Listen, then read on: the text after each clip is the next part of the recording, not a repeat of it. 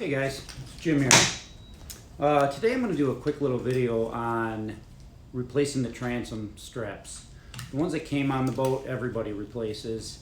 They really are minimalistic, to say the least. So what I'm going to replace these with are the BoatBuckle Minis. I believe they also have the word G3 in the title. BoatBuckle Mini G3. I got these at Bass Pro Shops, $59.99. I also got 10% off using the VIP card. And they are a 1-inch strap. Let me pull this out here.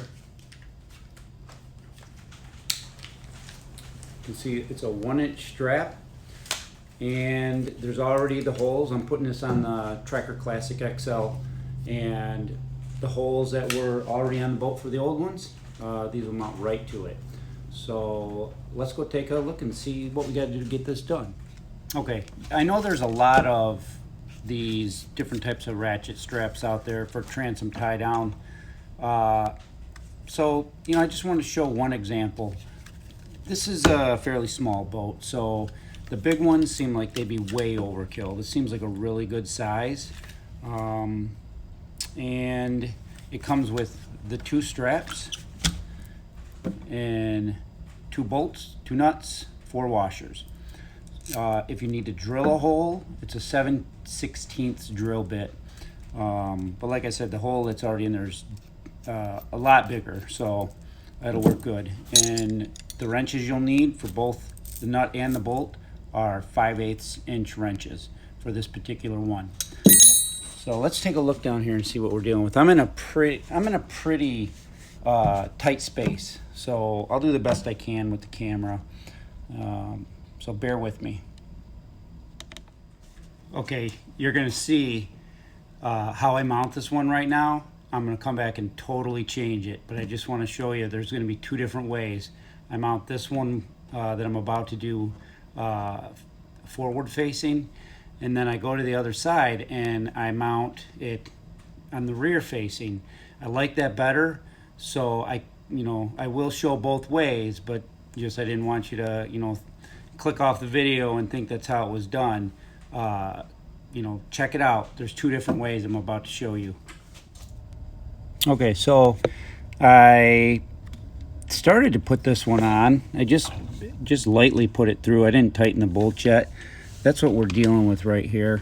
And you can see it seems easier if you just hook it onto the top. When you're going to tighten it, it holds it up to roughly the position it's going to need to be in. So they say it should not be mounted more than 30 degrees, left or right, and it shouldn't go in and of course too far out. So it looks like this is gonna be just fine once it's mounted. So I'm gonna tighten this up and we'll take a look at the finished product when it's done. Okay, so this is gonna work for me. So this one is installed. Now it does, you can see right a little bit where it's gonna be on that light a little bit. So to release it, you come up to the top. You can pull this in and out with it in the top position. Pull this in, and then to ratchet it, you just go up and down. It gets pretty tight quick. This is real tight. Like I said, the edge does go down in front of the lens, so it won't close completely. It's going to stay where it's at. It's not going to come out of this position. It's locked in. To release it, you would have to pull this release tab down, go up to the top, and then you got some slack. Pull that same release tab in to get it back, and then you can ratchet it. Pull your boat down tight. I did want to make a note of, when I first was looking at these, you can see in the back, I wasn't 100% certain where they were. The instructions are pretty vague where they were saying the bolt should go through. And ultimately, in their pictures, it looks like the bolt is through this bottom hole. It'll fit through both, but I went with the bottom, and that's in one image. It looks like that's where it's at.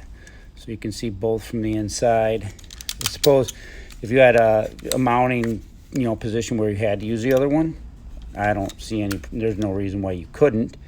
But I went with the bottom one for my case. Okay, so what I wanted to show you on this side is I did a little different.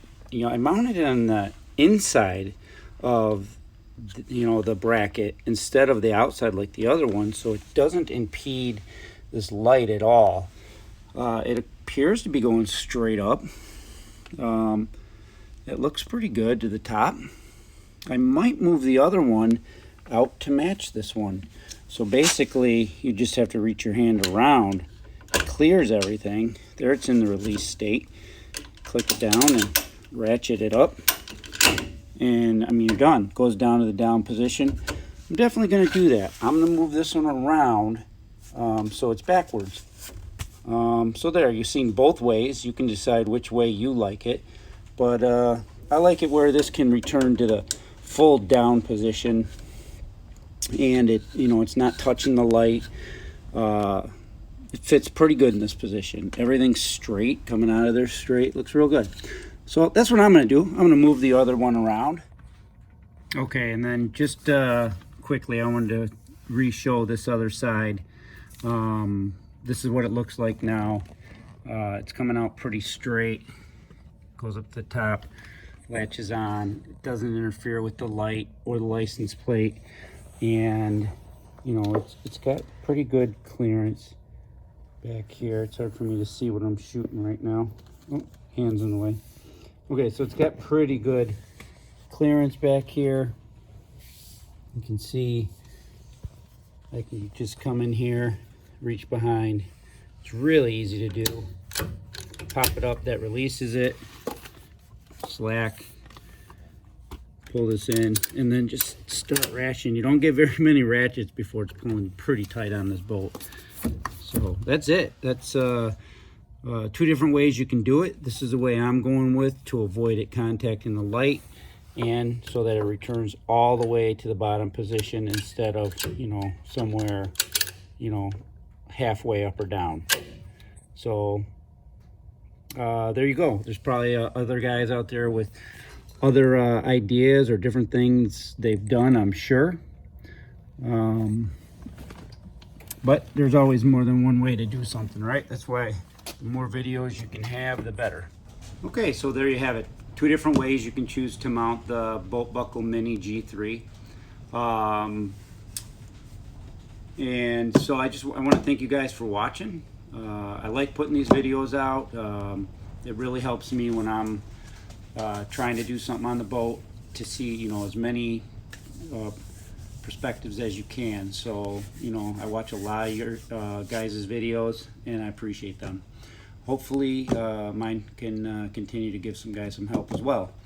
Again, any questions, let me know. I'll be doing some other videos coming up. I'm going to put some fender bumper brackets that hold the fenders that I picked up. They're new at Bass Pro Shops. They're plastic. They're white. I'm going to paint them black first because that's the color of the boat.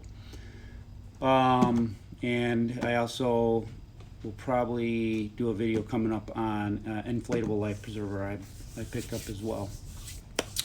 So with that being said, again, thanks, and have a good weekend.